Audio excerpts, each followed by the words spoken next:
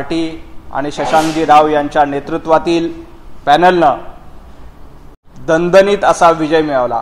खरं तर अतिशय महत्त्वाची गोष्ट म्हणजे समोरच्या पॅनलला एकही जागा जिंकता आली नाही। सर्वसामान्य मुंबईकर हा भारतीय जनता पार्टीच्या नेतृत्वासोबत आहे हे एकदा सिद्ध झालं।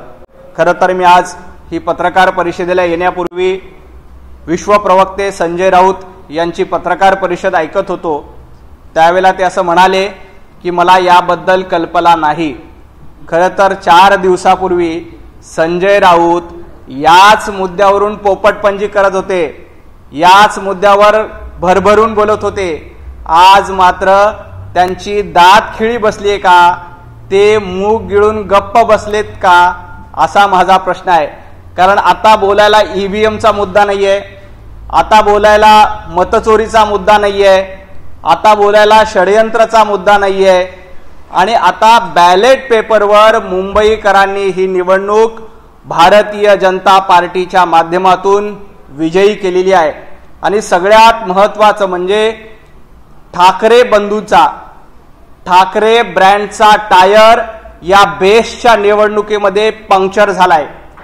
यापुढे महाराष्ट्रामध्ये आणि मुंबईमध्ये बाळासाहेब ठाकरे यांचा हिंदुत्वाचा ब्रँड चालणार आहे आणि ठाकरे ब्रँड हा पंक्चर होणार आहे। ठाकरे ब्रँडला स्थान आहे महाराष्ट्रामध्ये, ठाकरे ब्रँडला नाही तर हिंदुत्वाच्या स्टँडला स्थान आहे, हे पुन्हा एकदा अधोरेखित झालेलं आहे। यापुढे मुंबईमध्ये जो कोणी हिंदुत्वाचा स्टँड घेईल तोच विजयी होणार, हे या निवडणुकीने दाखवून दिलंय। आजपर्यंत आम्हीच ठाकरे ब्रँड आहोत, परंतु या निवडणुकीत ठाकरे ब्रँडला स्थान नाही तर हिंदुत्वाच्या स्टँडला बेस्टमध्ये सर्वाधिक मतं मिळाली आणि विजयी केलेला आहे। खरं तर ही निवडणूक एका बेस्टच्या पतसंस्थेची होती। याच्यामध्ये आम्ही राजकारण आणत नाही, पक्षीय पातळीवर अशा पद्धतीच्या निवडणुका घेऊ नये आणि आमचाही प्रयत्न तोच होता की या निवडणुका पक्षीय पातळीवर घेतल्या जाऊ नये। परंतु संजय राऊत असतील, उद्धव ठाकरे गटाचे काही पदाधिकारी असतील किंवा मनसेचे काही पदाधिकारी असतील, यांनी ही निवडणूक जाणीवपूर्वक राजकारण आणण्याचा प्रयत्न केलाय। ज्या सहकारातून सुहाकार करण्याचा प्रयत्न गेल्या 9 वर्षामध्ये झाला, अशा लोकांनी ही निवडणूक राजकीय अजेंड्यावर घेऊन आले। खरं तर सहकारामध्ये राजकारण आणण्याचं काही कारण नव्हतं, परंतु तुम्ही राजकारण आणलं। आता सर्वसामान्य मुंबईकरांनी, बेसमधल्या कर्मचाऱ्यांनी तुम्हाला चपराक दिलेली आहे, तुमची पळता भुई थोडी केलेली आहे, तुमच्या ब्रँडला असा ठोसा मारला की येणाऱ्या मुंबई महापालिका निवडणुकीमध्ये देखील तुमचा ब्रँड आता उभा राहणार नाही, कारण इथं हिंदुत्वाचा स्टँड चालतोय। आता ठाकरे ब्रँड नाही तर हिंदुत्वाचा स्टँड महत्वाचा आहे, हे मुंबईकरांनी, बेसमधल्या सर्वसामान्य कर्मचाऱ्यांनी दाखवून दिलेलं आहे। त्यामुळे मी आदरणीय प्रसादजी लाड आणि प्रवीणजी दरेकर यांचं अभिनंदन करतो की त्यांच्यासारख्या कार्यकर्त्यांनी ही निवडणूक हातात घेतली आणि आपली ताकद काय आहे हे दाखवून दिलं। येणाऱ्या काही दिवसामध्ये मुंबई महापालिकेच्या निवडणुका आहेत आणि त्या निवडणुकीच्या पार्श्वभूमीवर हा झालेला दणदणीत विजय भारतीय जनता पार्टीसाठी अतिशय महत्वाचा आहे, कारण मुंबईकर आमच्या सोबत आहेत। खरं तर संजय राऊत ही निवडणूक जिंकले असते तर फार डांगा पेटल्या असत्या, त्यांनी बोंबाबोंब केली असती की बघा आम्हीच कसं जिंकलो, यापुढे ईव्हीएम वर मतदान घेऊ नका, बॅलेट पेपरवर मतदान घ्या, बॅलेट पेपरवर आमचाच कसा विजय झाला हे सांगायला संजय राऊत यांनी मागे पुढे बघितलं नसतं। परंतु आज संजय राऊत यांची दातखिळी बसली। आज पत्रकारांनी प्रश्न विचारल्यानंतर खरं तर पोपटला सारखे पोपटपंची करतील असं आम्हाला वाटलं होतं, परंतु संजय राऊत आज गप्पगार होते, थंड बसले होते। संजयजी राऊत, इथून पुढे देखील तुम्हाला असंच गप्प पडावं लागणार आहे आणि थंड राहावं लागणार आहे, कारण मुंबईकर माणूस भारतीय जनता पार्टीच्या सोबत आहे। मुंबईकर बघतोय, काल पाऊस झाला, मोठ्या प्रमाणात पाऊस झाला असताना देखील मेट्रो अतिशय सुरळीत होती, मेट्रोचे सर्व स्थानक काम करत होती। मध्यंतरी एका पावसामध्ये वरळी थोडासा प्रॉब्लेम झाला होता, परंतु आपण काल बघितलं, परवा बघितलं, प्रचंड पाऊस झाला असताना देखील मुंबईतली मेट्रो अतिशय सुरळीत असं चालू होतं आणि मुंबईतल्या मेट्रोतून सर्वसामान्य मुंबईकर प्रवास करत होता. जास्त पाऊस झाल्यामुळे थोडासा रेल्वेवर परिणाम झाला, मोनोमध्ये थोडीशी अडचण आली, परंतु महाराष्ट्राचे कर्तव्य तत्पर मुख्यमंत्री देवेंद्रजी फडणवीस यांनी तातडीनं सर्व यंत्रणांशी संपर्क साधला, महापालिकेच्या यंत्रणांशी संपर्क साधला. मी अग्निशमन दलाचं अतिशय अभिनंदन करतो की त्यांनी विक्रमी वेळामध्ये युद्ध पातळीवर मोनोरेलमध्ये जे काही लोक अडकली होती, सर्वसामान्य मुंबईकर अडकली होती, त्यांना बाहेर काढण्याचं काम केलं आणि सुखरूपपणे त्या संकटातून आपण बाहेर पडलो. खरं तर पावसाची संकट निश्चितपणे येत असतात, परंतु संकट आली तरी त्या संकटाला सामोरं जाणारा योद्धा कसा असतो हे फार महत्वाचं असतं. मला वाटतं देवेंद्रजी फडणवीस अतिशय खंबीरपणे या आलेल्या संकटाला परतून लावत आहेत. पावसाचं संकट आलं तरी सर्वसामान्य मुंबईकरांच्या पाठीशी भरभक्कमपणे आम्ही उभे आहोत हे पुन्हा एकदा सिद्ध झालं. प्रशासन का जर चांगल्या हातात असेल, प्रशासन का जर सक्षम हातात असेल तर निश्चितपणे कशा पद्धतीनं कायापालट होऊ शकतो, कशा पद्धतीनं सर्वसामान्य माणसाला आधार मिळू शकतो हे काल आपण बघितलं. कालच्या पावसात देखील मुंबईकरांनी अतिशय संयतपणे या सर्व प्रशासनाला सहकार्य केलं आणि आज मुंबईची लाईफलाईन पुन्हा एकदा रुळावर येते.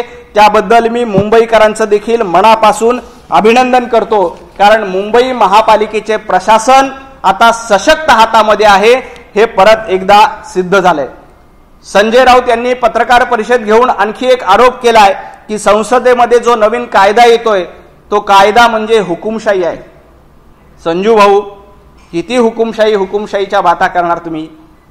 तुम्ही 100 दिवस तुरुंगात होतात म्हणून तुम्ही या कायद्याला घाबरतायत.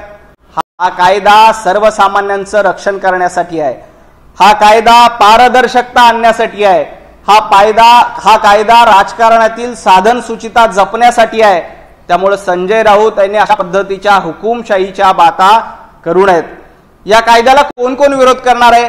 मला पत्रकार मित्रांना देखील सवाल आहे. संजय राऊत या कायद्याला विरोध करतील कारण ते 100 दिवस तुरुंगात होते.